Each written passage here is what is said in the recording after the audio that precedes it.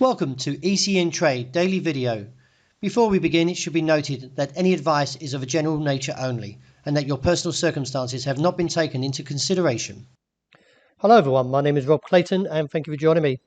As you can see, since the bearish divergence back in early October kicked in, the descent has strengthened all the way for the Australian dollar and now gets very close to its target of 71.65 to around 85.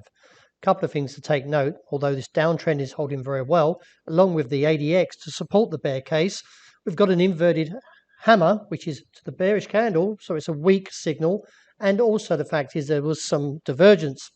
I'm getting somewhat cautious as we're getting closer to the bottom side of the range, because as you can see, the challenge around 71.65 back here in late September, the market reversed very sharply and caught the bears off guard and displayed a strong uptrend.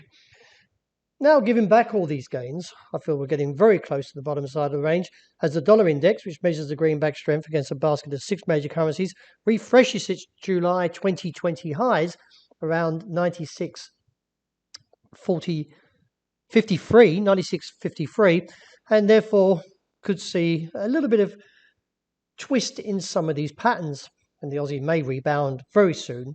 And also with the divergence here, could see a retracement back towards the level around 72.70 or 73.30. But there is still a lot of obstacles to clear on that top side. But the hammer, that is to the inverted hammer, does give us a little bit of an indication that things might be changing soon. I've moved away from the daily aspect and looking at the weeklies just to get a bit of an idea on what's viewing for the euro as the market pushes even lower. At the moment, the target's around 112 the figure, which is about 35 points away, and reassess from there. I'm getting a little bit cautious because we are, from a broader aspect, monthly, we are oversold, and from the weekly, oversold, and from the daily, there is some divergence to the bull case. So we're getting very close, I feel, maybe from around 112 to around 111.70 as a potential turnaround. The disappointment from the Dragonfly Doji may have actually caught the market off guard a little as well, but nevertheless, keeping an eye on this divergence. Let's see if the market does eventually kick into a short-term correction. With the US President nominating Jerome Powell for the second term, the market has somewhat gained bullishness when you look to the US dollar. And now from dollar yen, from the break and also rejecting that 113 level, is looking like it could squeeze a bit higher, up around about that 115.5 level. But like divergence in most of the markets, I'm seeing it also with dollar yen, and therefore could see the market eventually retreat or stage a sharp downturn. Let's see if the market plays into that factor. Sterling getting a little bit weaker into its beginning of start of this week, that is, and from 133.5, let's see if the market holds to a rebound. I'm a little bit neutral at these levels because of the whipsaw price action, but at the moment it seems that the bears are still weighing on the pound, so there's still a little bit more room, at least 40 points. And let's have a look and what that level contains in terms of demand around 133.5. There is still a level underneath around 132.80 when you look at the weeklies. Little to say for CAD yen since the step on Friday down to that 89.45 area.